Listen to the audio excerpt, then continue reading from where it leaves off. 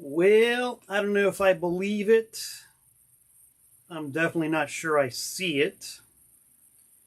Let's see if we can get something resembling a picture here. Oh, yes, that does resemble a picture. As I speak these words, staring at my phone, I am allegedly on the air.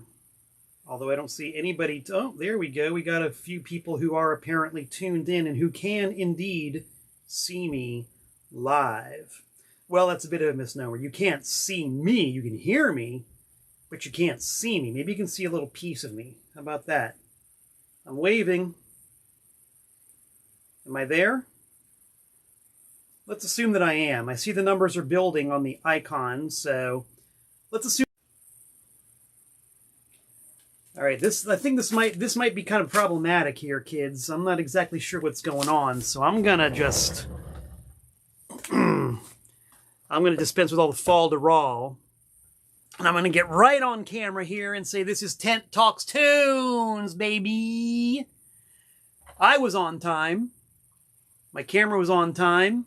My phone was on time, but the technology was not on time. I tried to log on, and it said I had to update, and when I updated, then I couldn't get connected, blah, blah, blah, blah, blah, blah, blah. The usual case of the modern man blues here in the digital age. What are you going to do? What are you going to do? Let me reach over here and stick my forehead in the camera so you guys can get a really good look at my dome while I reach over here and make sure that I am indeed live on the air, because I can't tell.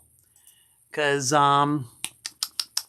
it's technology, you know. This is the kind of thing that the practitioners of cable access TV couldn't even have dreamt of 40-something years ago.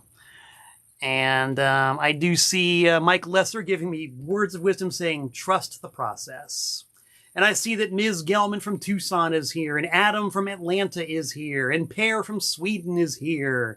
And of course, Mike from Vancouver, BC is here. And maybe a few other people who I can't see are here.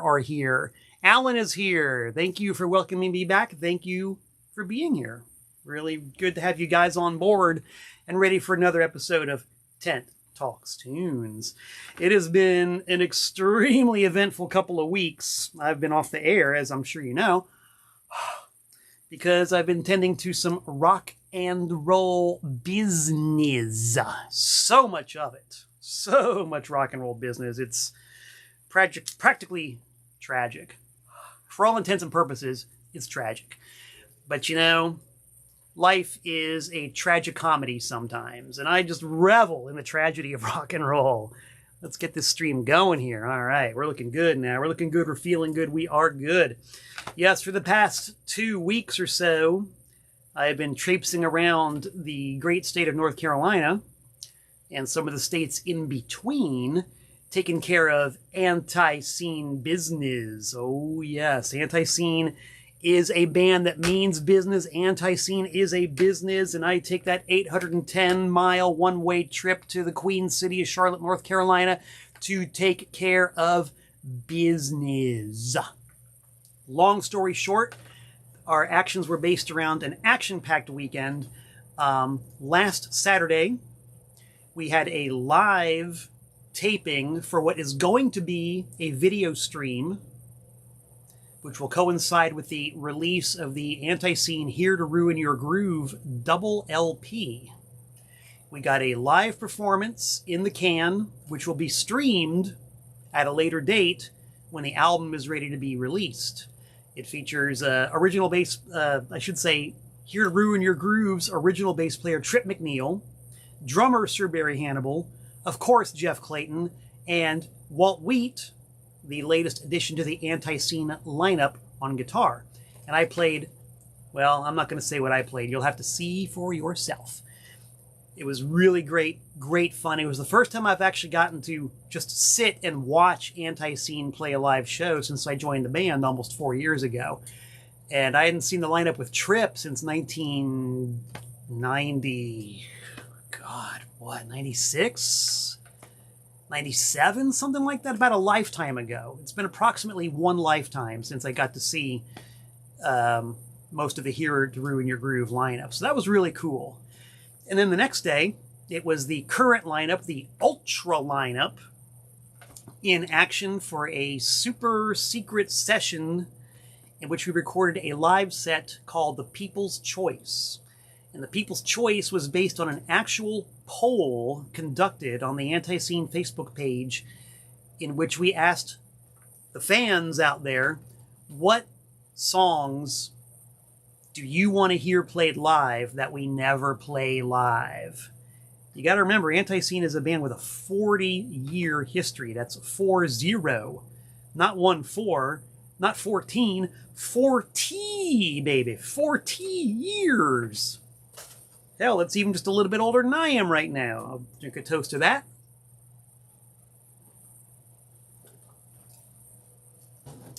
Speaking of polls, let me have a really quick, informal, casual poll. If Anti-Scene's been around for 40 years, I've been around for 58. How old are you people? Who out there would like to share with me your age? I'm always really curious about that because I am totally used to being the oldest guy in the room, usually. Unless, of course, I'm with Anti-Scene. I think at least one member of Anti-Scene is a little bit older than I am. Just saying. But who out there is how old? I'm like really curious. Alan, for example, is 32. We've been doing this thing since you were minus 8 years old. Mike, my main man, 61 years old. Gary Forney out there in Iowa, 70. Ooh, I like these numbers. Johnny Perkins, 45. Walt Wheat, 50. Yeah. It's really amazing when you think about that. A band having a lifespan of 40 years and how it relates to some of you guys out there. Johnny Perkins, you were 5 years old when we started. A lot of you guys had been born. Now look at all those numbers. That's a very interesting layout there. Very cool. My main man, 64. Not too many of you guys are younger than Anti-Scene. Go figure. I love it. Anyway, 40-year history, more songs than you can shake a snake at. And of course, you know, when you're in a live band and you've got that kind of a history, certain songs become fan favorites and they're a part of the list. What we wanted to do for our 40th year on the road was to give the people what they want, or at least a facsimile thereof. So we took the poll, I tabulated the results, and we got some very, very interesting results. And made a list of the 13 best and invited a very small audience to a secret location. And we recorded live before the select audience those 13 songs. And we threw in one ringer because we, the people of Anti-Scene, are very proud of our upcoming album entitled Great Disasters. So we made our own People's Choice and threw in a song from the upcoming live album. So we ended up with 14 songs, just like a classic Ramones album, one of the first 3 albums by the Ramones, 14 songs, 7 per side, recorded them, and it's going to be a full-length LP that will be for sale at the Anti-Scene 40th anniversary gig, which is September 30th of this year at the Ground Zero in Spartanburg, South Carolina. And if you know what's good for you, if you like the sound of that Death Train jackhammer going like this into your eardrums, giving your eardrums a savage beating, you will be there. Tickets are on sale. Go to antiscene.com or the Anti-Scene Facebook page and you will find information. Whew, so that's what I've been doing for the past 2 weeks. And that, of course, leads us to the bulletin board. Since I seem to be on a topic here, I've got a one-track mind and a one-track topic, except for the fact that Bonnie Forney says that today is her birthday. Happy birthday, Bonnie. Yay. We'll be talking to and about Bonnie in just a minute, but let's see some thumbs up and hearts and whatever sort of icons you guys got for Bonnie. Bonnie, half of the duo of Bonnie and Gary Forney from Iowa. Remember those names. You're going to be hearing about them in just a few minutes. So, here it is, the bulletin board. These are the crucial events happening. Anti-Scene gigs in March, which is, March is like, what, a week away? Oh. Lord have mercy. I would swear it was 2019 just a minute ago. What happened? What happened? March of 2023, we are playing in Hattiesburg, Mississippi, Shreveport, Louisiana, Mobile, Alabama, and New Orleans, Louisiana. March 9th, 10th, 11th, and 12th. That, my friends, is a 4-day weekend. April. We got gigs in Atlanta, Georgia, Charlotte, North Carolina, Chattanooga, Tennessee, and Nashville, Tennessee. That is April 6th, 7th, 8th, and 9th. That's another 4-day weekend. So if you got some vacation time, if you got some airline miles, if you got a desire to be put through the meat grinder when Anti-Scene plays live, you now have 8 days of your life planned out for you. Very conveniently, very easily. I know at least one person who's going to follow us around for a couple of those shows, and I'm pretty excited about that. And we always love seeing you guys come out. We love hanging out with you. We love talking to you, just shooting the breeze and seeing what's up. So by all means, come on out. And those nights, we will rock you tonight. Bulletin board. Am I missing anything else? Just the usual shill, because I want everybody to look up my label, TPOS, which is adequately represented on Discogs, eBay, and Bandcamp. And of course, my website, malcolmtent.net, your one-stop everything Malcolm Tent shop, and my YouTube channel. Subscribe. Do me a favor, do you a favor. To this day, I still don't know what it actually means when you subscribe, but all the kids are doing it, so let's just subscribe. All right, that was the bulletin board. Let's take a look at the mailbox. This is going to be a pretty good chunk of the show because, you know, sometimes I'll go an entire week without one speck of mail in the mailbox. And I'm not prone to depression, but it's depressing. I leave town for 2 weeks and I came back and I had so much mail, I didn't even know what to do about it, except show it to you guys here on Tent Talks Tunes. So here's the prop I was waving around when my machine did not want to log on.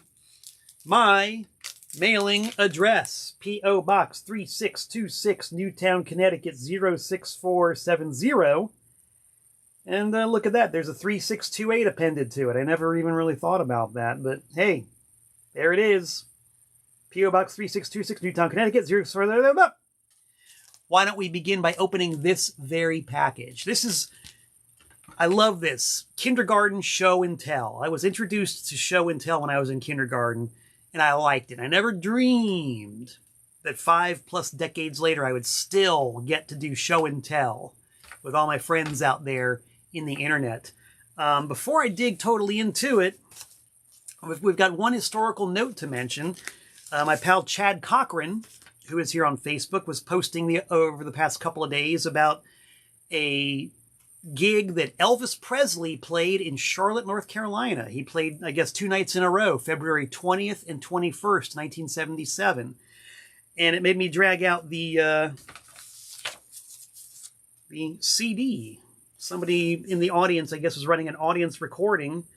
And, as these things happen, they circulated. And I'm going to listen to this in honor of the anniversary of Elvis Presley playing the Queen City of Charlotte, North Carolina.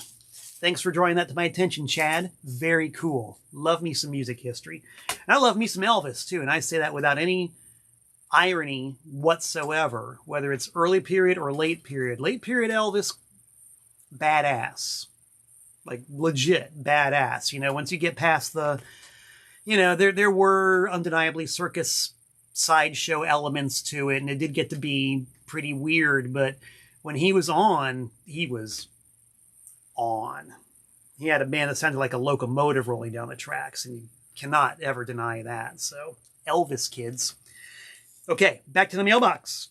What we have here is a package from my pal Jay Gray of Murder Punk Records in Chicago, Illinois. Now, Jay puts out a lot of really cool stuff. He is kind of like me. He's a big fan of weird formats and DIY. DIY is the linchpin of my very existence and my very business model. Do it yourself. Find a way to do it. And if you want to get something out on vinyl, but you cannot afford to do a big vinyl pressing, or maybe it's something that's very niche, one of the best alternatives I've ever found is the hand-lathed record, in which an honest-to-gosh craftsman, I do not know of a single female who does hand-lathed records. It seems to be strictly a boys' club. If anybody out there knows otherwise, please feel free to comment and let me know. So I will say craftsman who is able to... Ooh, this is a good one. This is a hand-lathed record. Check it out. It's square. It's got labels. It's numbered. This is number 5 of... number 1 of 50. Number 1! Jay Gray, man. You sent me number 1. Awesome. Of 50. Thank you very much. It's by the I risk censure if I say the name of the record. I get it, okay? I totally get it, and I think that you guys out there will get it, okay? The name of the band, and I'm just going to flash it real quick, is Cum Dumpster, and the name of the record is Hey Faggot. Okay, got it. If you guys need any more information, please reach out to me personally. I get it. This is really good. This is really funny. Now, I don't see the hand-lathed records in black vinyl too often. Whenever I make a hand-lathed record, I go for the clear vinyl option because I just love clear vinyl.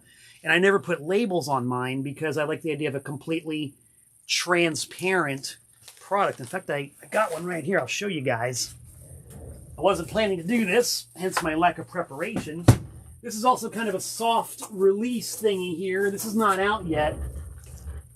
But very soon, there's going to be a 5-inch hand-lathed record by the Malcolm Tent Power Duo featuring Paul Ledney from PROFANATICA called Theme.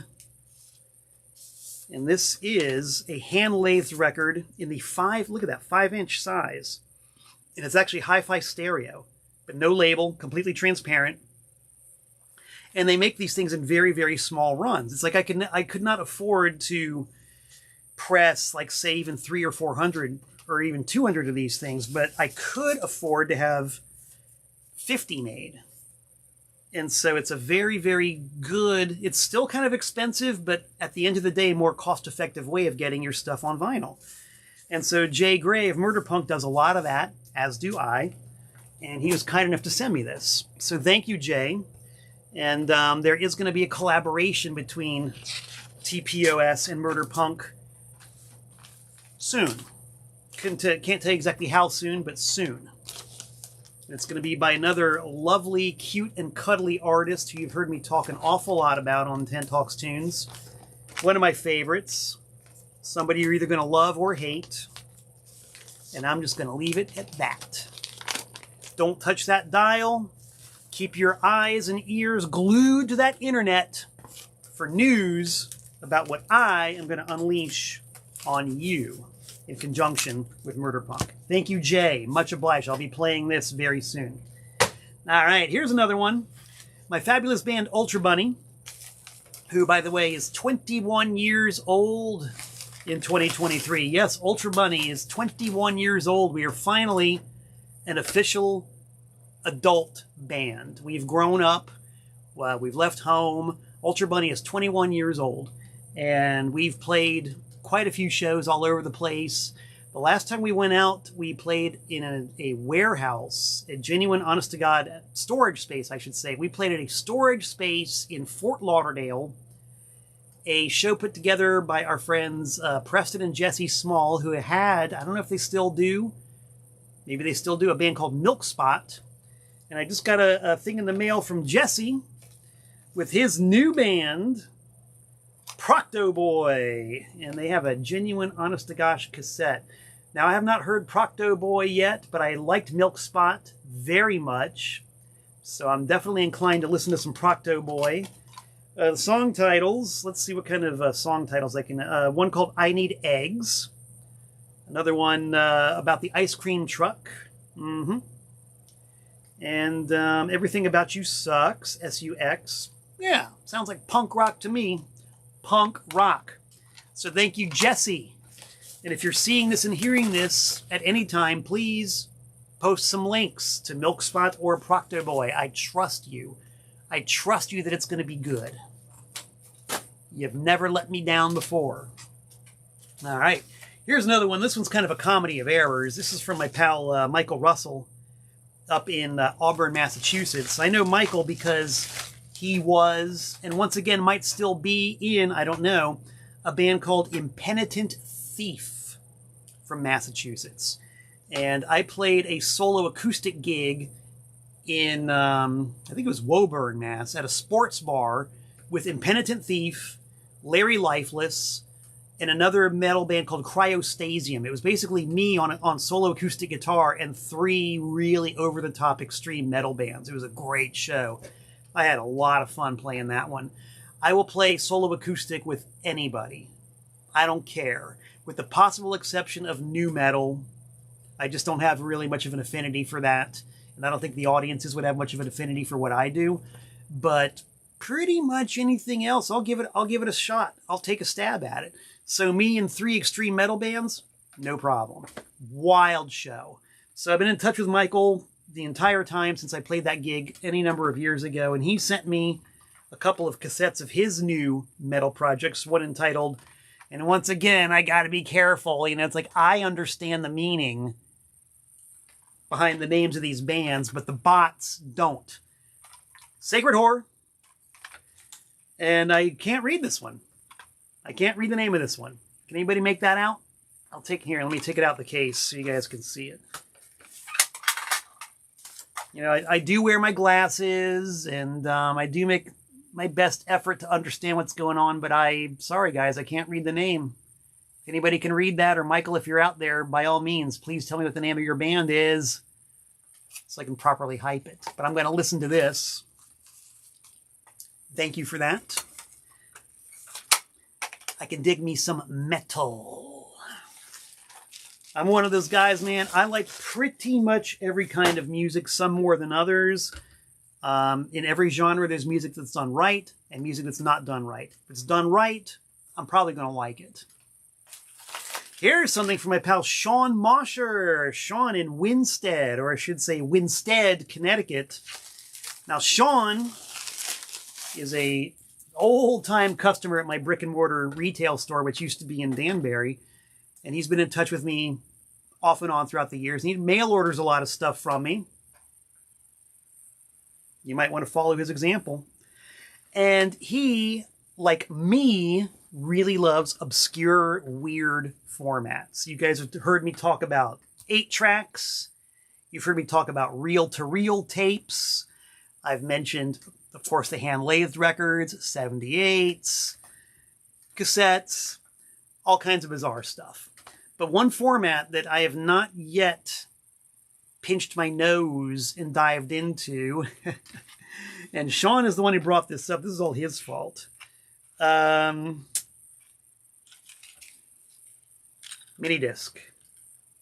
Yes, minidisc. Apparently Sean has the ability to record minidiscs at home, and he sent me some prototypes. Of course, one being Are We Not Men, We Are Devo. He knows what I like. And the other one being Motorhead, Ace of Spades. What's not to love about that? And unique, absolutely unique, one-of-a-kind mini-disc versions of the Mad Brother Ward Anthology and the G.G. Allen Suicide Rehearsals, which are my 2 latest releases on TPOS. I can now truthfully say that one of each exist on minidisc. Thank you, Sean. And I do have a minidisc recorder that I can dig out and give a listen to. You know, minidisc was actually not it was not a bad format. Not a bad format. Pardon me while I wet my whistle with some Danbury Tap.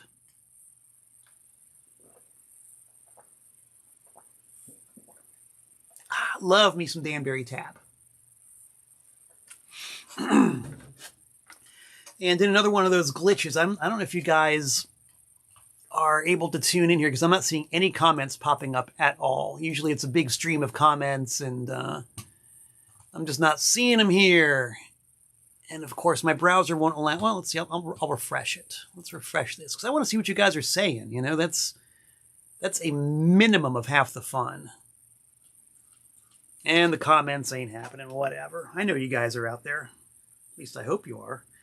I am probably compelled to make proper artwork and labels for these, just so there really are genuine TPOS mini discs. Okay, yeah, there we go. I see people. Kevin Arrow from Florida is tuned in. My old compadre from way back when and where. Brandon Yitai. Ah, Brandon. You know, I gave Brandon Anti-Scene's Road Dog, a cassette tape with some inspiring music on it. TPOS number 101. If you people want to look it up, TPOS number 101. I gave it to Brandon so he could listen to it and be inspired and maybe save himself from his wicked ways. Brandon, I'm glad you listened to it. Thank you for checking that out. You're a good boy. You're a good boy. You're a good lad. Here's a virtual pinch on the cheek for you. You're a good boy. You're a good boy, Ranton. We'll be seeing you in March and April and kicking the shit out of you. Oh, boy, you guys are too much. I'm too much. All right, mini disc. We've talked about mini disc. Except I want to finish up by saying that mini disc was a great format for recording. I made some killer live recordings with my mini disc recorder, but the format, or I should say the hardware, was very finicky. I had 2 different mini disc recorders, and each one of them spontaneously crapped out after a relatively short period of time. Quite a bummer, because they really sounded good. But Sean, if you've got a home unit that will record mini disc, I think I'm on board for some of that. We'll talk. Sooner than later, I do believe. All right, now, got just a couple more pieces of mail here. Just a few. This is a thematically consistent batch of mail going on here. And this first one's going to be a cold reveal. Some of you people might have heard about the artist in question. Got a box in the mail. You can tell by the shape. You probably pretty much know what it is. But we're going to see exactly what it is. We're going to see Fanboy in action here. As I reach over to my drawer, as they say in Connecticut, and take a knife out of the drawer, and very gently, using the smallest possible protrusion of the blade, very gently open up the package and very carefully open it to find something that I know I'm going to like. And if you guys are like me and you appreciate the absurd as much as I do, yes, here it is.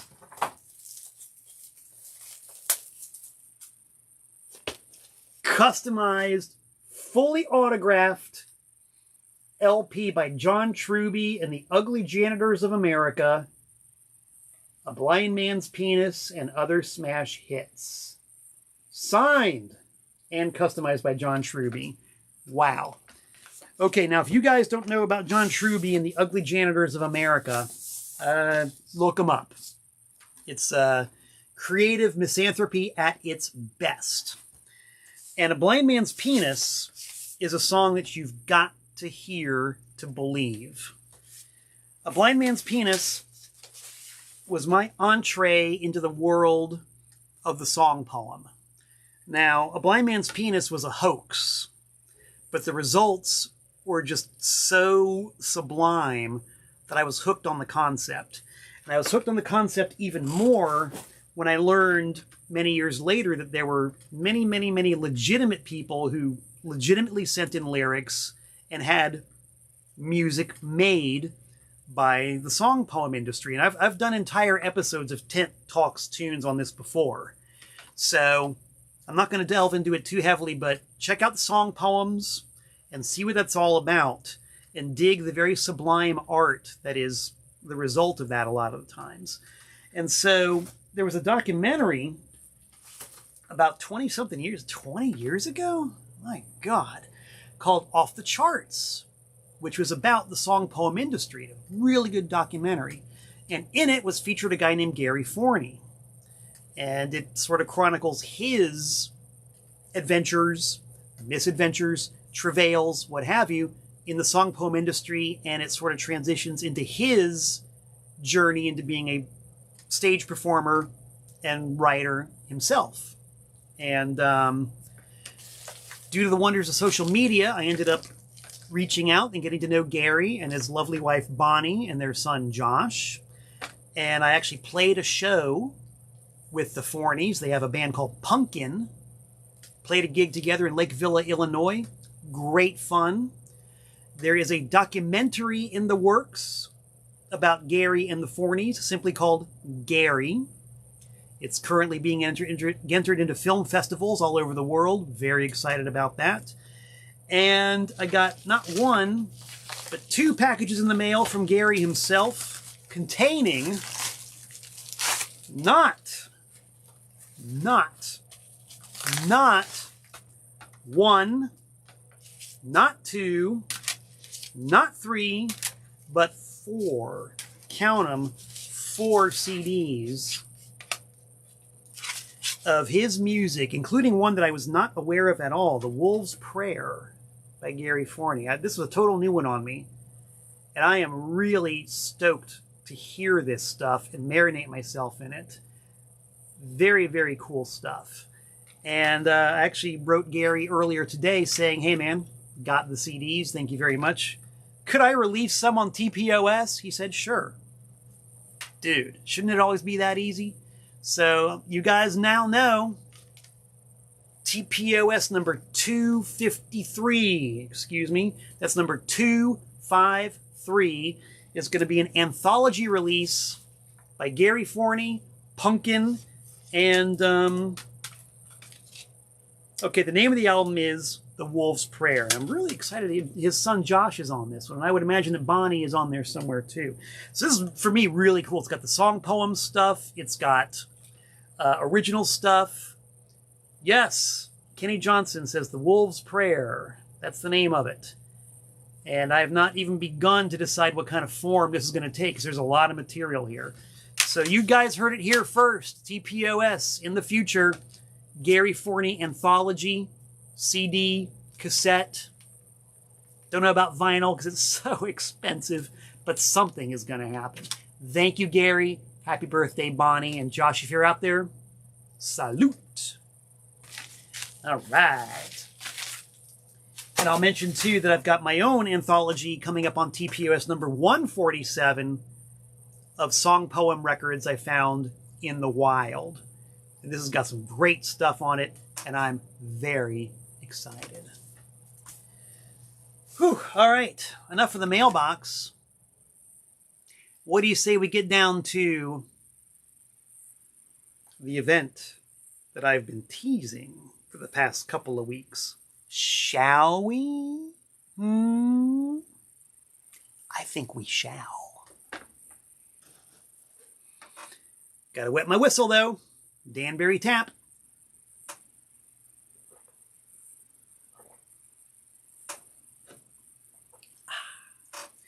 It is Mike Lesser's theory that John Truby was a big Frank Zappa fan. Wouldn't be surprised.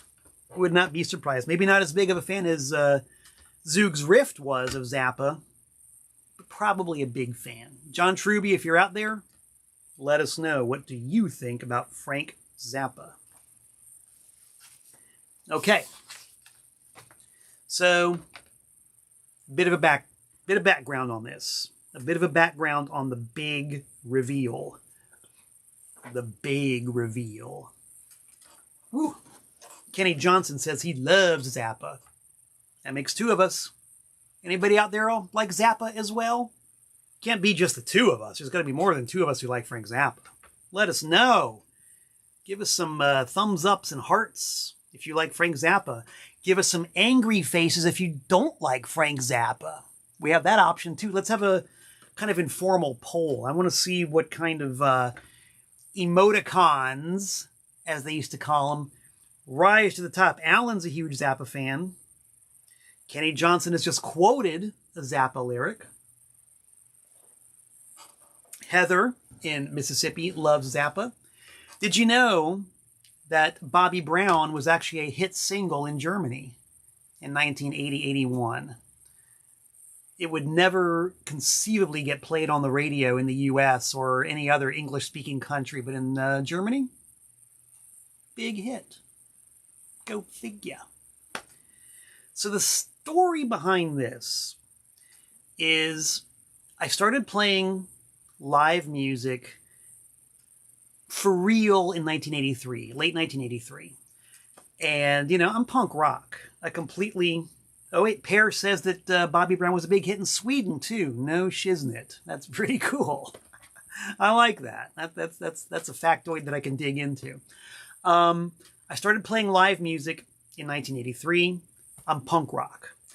I was also, at that time in my life, chronically short of cash.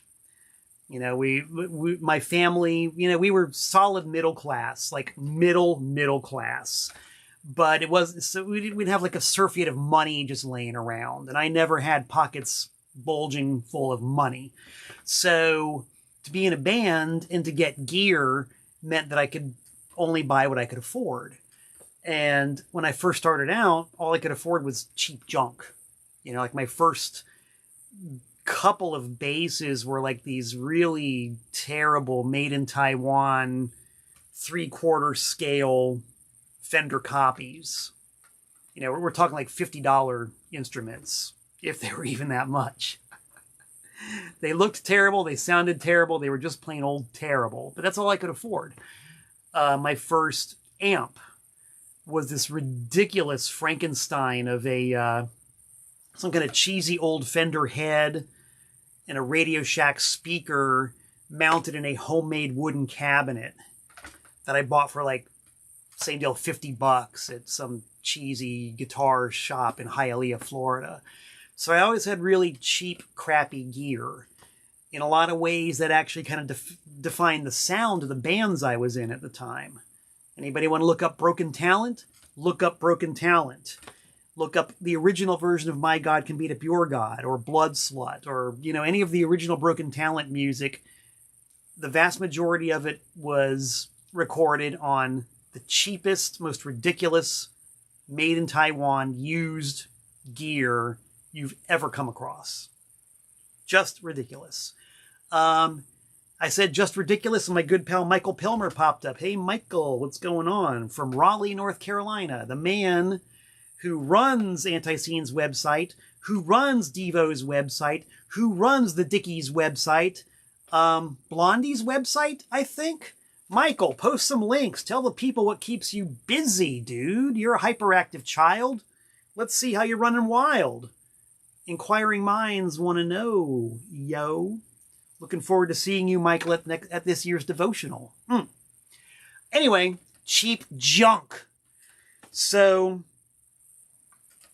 that was okay for a while, but after some time elapsed, I realized that I was only going to get so far with all that. So I needed to get me at least a halfway decent bass guitar. You know, I just had to. I could not tear my fingers apart anymore on those made in Taiwan 3/4 scale Fender knockoffs. It just was not happening anymore. And, you know, this was in the summer, actually late summer of 1985. And by now, I was working a job. I was working 40 hours a week. At $4 an hour, I was making more than minimum wage for the first time in my life. $4 an hour, working at a warehouse in Hialeah, Florida, and still living at home. So I was able to actually save some money. You know, it was a good feeling. I really liked that. So I get some money in my pocket, and it's time to start shopping around for a decent bass guitar. And I see some messages popping up. And I'm going to minimize that because I can't multitask. There's Michael Pilmer's YouTube channel, everybody. Good, jolly fun with Michael Thursday nights live on YouTube. If you enjoy what I do, you will conceivably and probably enjoy what he does as well. So more salute to you, Michael. 40 hours a week, $4 an hour, living at home with mom and dad. I got some spare money in my pocket finally for the first time ever. So I'm shopping around, going to all the used guitar shops in South Florida. And I cannot, for the life of me, remember the name of the shop that I went into one day. It was in Broward. Somewhere in Broward County. It might have been Modern Music. And Mike Lesser, if you're watching right now, you're a Broward guy. Was Modern Music in Broward County? I know for a fact it was not Musicians Exchange. It was some other place in Broward. And Mike says Modern Music. Okay, it had to have been Modern Music. Modern Music had these great TV commercials where the entire staff of Modern Music would go on camera and do this kind of like modern music, sort of like fake seance. It was really funny. So I went into Modern Music, and what do you know? Hanging up on display behind the counter with, all the various really expensive guitars and really expensive gear was one bass guitar. I saw it, and it was literally love at first sight. I said, I want that one. Maybe it's because the price tag said $125 as opposed to $250, $300, $400, like the really good quote unquote basses were all like in the $300 to $400 range. This one was $125. Full scale, brand name. It was a PV T20 bass. $125, hard case included. There it is, gang. The hard case. This is the one. This was the hard case that the guitar came with when I bought it in 1985. That's the back. Here's the front.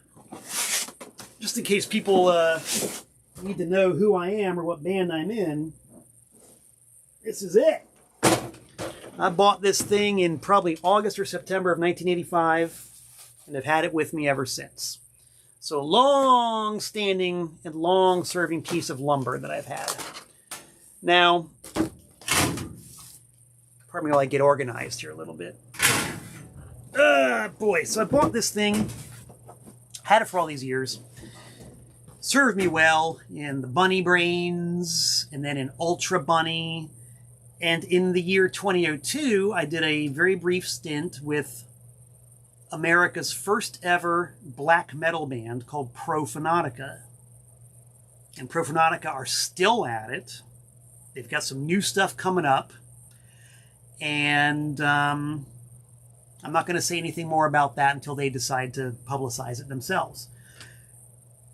I did this brief stint in 2002 with PROFANATICA. And at the time, the concept that the band was trying to put forth was corpse paint is passé, we're going to do something different. So the idea was all black.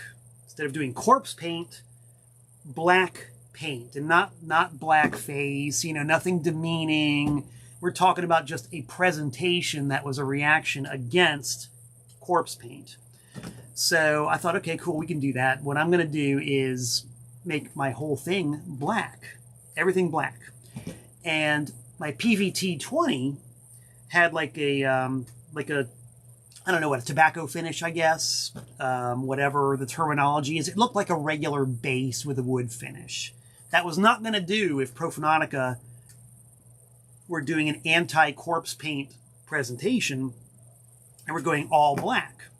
So, in addition to getting a can of the spray-on hair that was being advertised at the time for bald guys in black, and spraying my entire head in this black fake hair, which is really nothing more than a bunch of powder that kind of like settled on your hair and thickened it up a little bit, but then flaked off all day and all night. Stuff was really ridiculous. It was $3.99 at Walgreens, I remember. I got a can of that stuff and sprayed it all over my head. painted my nails black, dressed all in black, and of course put on the black skin paint, like my entire face, my neck, ears, everything. All black. And of course, the guitar, which Kenny Johnson says is Tobacco Sunburst, would not do. Tobacco Sunburst was not going to do. It had to be black. So it's 2002. As usual, I'm still on a little bit of a budget. And I don't know much about refinishing guitars or anything like that. I was just looking for the quickest, cheapest, easiest fix I could come up with. And so that was, of course, to grab me a roll of black electrical tape and mummify the body of the T20 in black electrical tape. And I took black electrical tape and taped up all of the fretboard in between the frets. So the fretboard was as black as I was going to get it. And I wrapped up the headstock in black electrical tape. And the tuning pegs, I wrapped in black electrical tape. So to the best of my ability, I created a black bass guitar. And apparently it worked out, according to people who saw the show, that the one show we played, all anybody could see of me was the whites of my eyes. Pretty cool. That was a pretty cool, pretty neat little effect. And so, whatever, the PROFANATICA thing ran its course, and that was about the end of it. Pear says that he has the PROFANATICA 45 on Osmos Records from 1993. 1993. Not the one I'm on. What's the name of that record, Pear? Please post it so that everybody knows, including myself.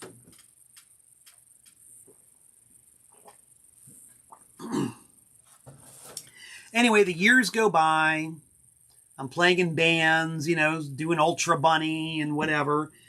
And in 2019, I got the call to join Anti-Scene. And I figured, if I'm going to join this band, I'm going to be part of a presentation, Speaking of bass players, Greg Crawford, I'm with you. A toast to bass players everywhere. We rule.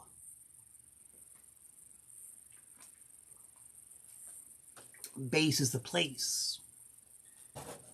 So, yeah, when you're on stage with a band like Anti-Scene, you've got to present yourself. And I thought that my PVT-20, which was all swathed in black electrical tape, was a good presentation. It was not just it's just not something that you're going to see anywhere else. It's unique. So, did it. You got some response, got some commentary. People were into it. Very fun memory I have is a gig that we played in Chapel Hill, North Carolina with I Hate God and the Obsessed. And at one point it was myself and some of the other dudes in other bands doing a kind of a show and tell on this black electrical tape wrapped bass. And, just talking shop. It was cool. It was one of those moments that's just cool. You know what I mean? You know what I mean. If you're in a band, you know what I mean. If you don't, you probably know too. Anyway, we're talking shop. And time goes on till about last year-ish.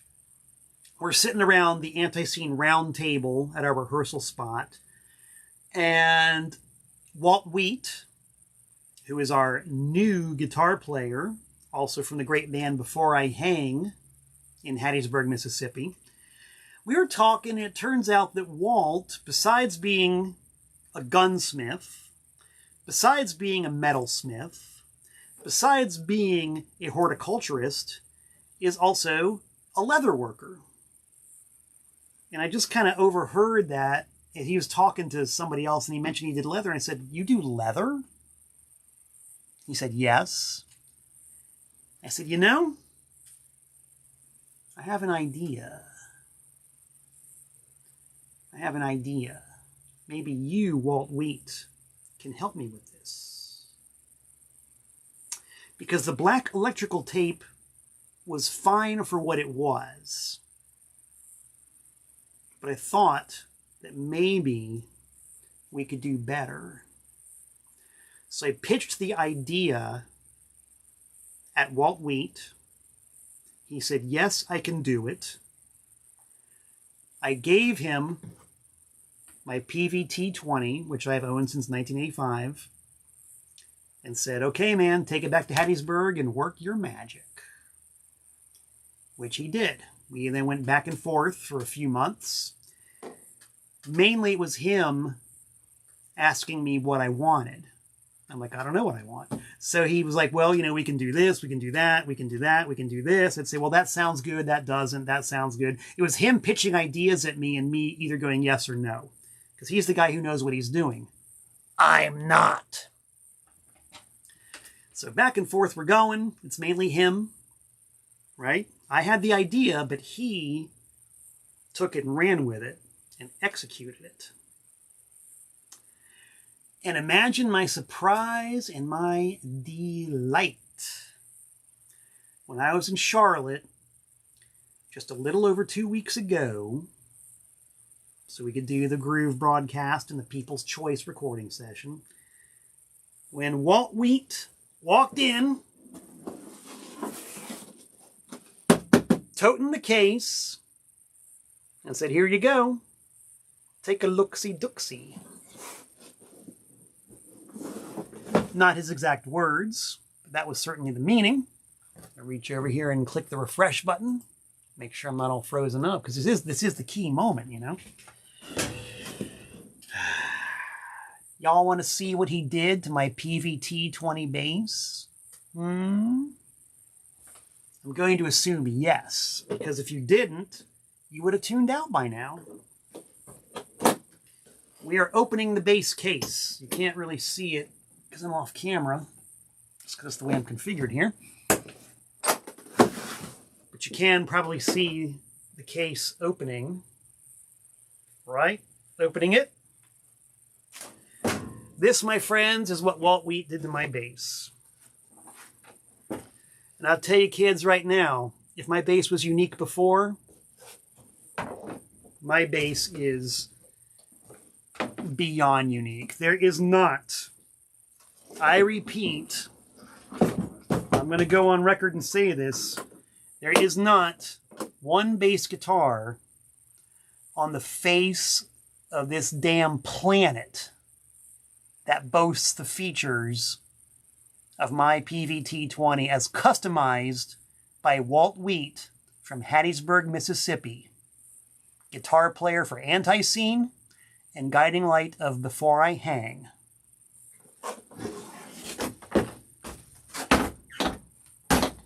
What about this guitar that makes it so unique?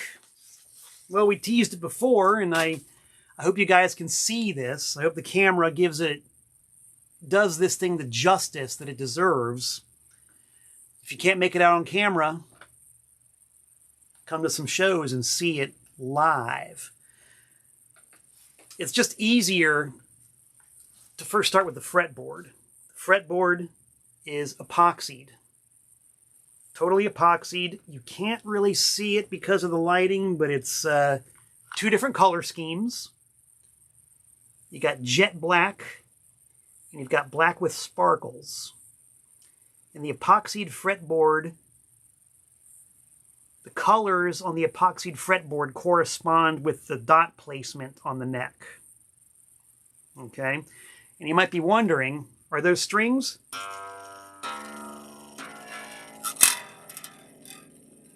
Wait. Those are strings, kids. Note the orange color of the strings. So we got orange and black attack on my customized bass. Now you might wonder, what do you do on top of all that? Well, the headstock, even though I've dropped the name many a time, PVT-20, I've got this thing about, on stage especially, I don't advertise anybody but myself. So the neck terminates in the headstock. The headstock, have you noticed, can you see? The headstock is black leather. Stitched black leather. Stitched black leather with my lightning bolt, which matches the strap that I've been using since I joined Anti-Scene, I've been using this lightning bolt strap. So Walt added a lightning bolt to match the motif. Also, not sure if you guys can see it, but he resined the tuning pegs so that they are also shades of black.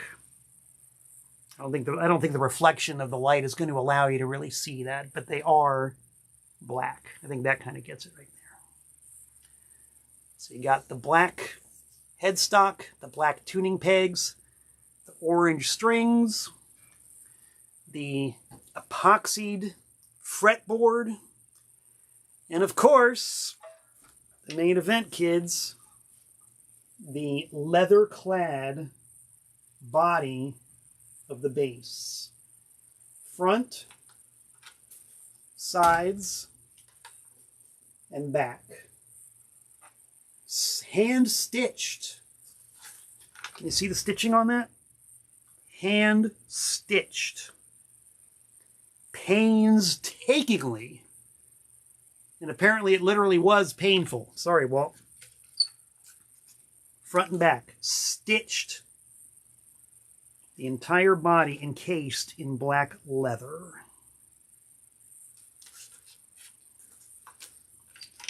I double dog damn well dare you people to find another one like this anywhere. I don't think it's going to happen. And sounds pretty good. Let's see. Let's get tuned up here.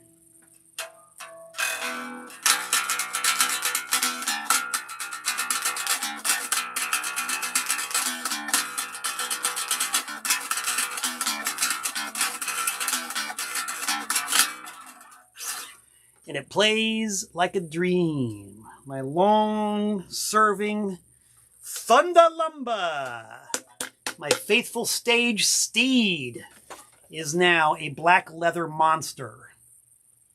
To quote the Plasmatics again, as Greg Crawford just did, yes, the black leather monster. And there it is, kids. This, in a lot of ways, this is the bass guitar I've been waiting for my entire life. So, thank you, Walt, for taking my idea and making it even more real than I ever would have thought possible. Thank you. And let's see, Walt has got a comment saying that this is struck through leather, so it should hold the color forever. You see, those are the kinds of things that Walt knows that I'm absolutely clueless about. He knows this stuff. I don't know nothing. I just kind of knew what I wanted, and he made it happen. So thank you, Walt. The entire weekend that we were there in North Carolina doing the Anti-Scene recording sessions, dudes were lined up saying, hey, man, can I get one of those? So no guarantee that this particular model of Thunder Lumber is going to be the only one on the planet for very long, but for right now, right here, this is it. I guess you could consider it a prototype. You saw it and heard it here first on Tent Talks Tunes. Pow.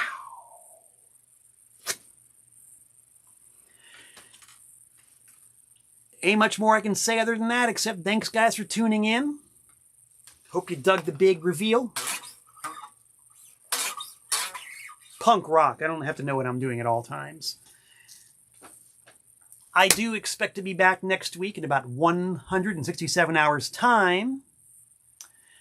So until we meet again, this is Malcolm Tent saying so long from the Nutmeg State.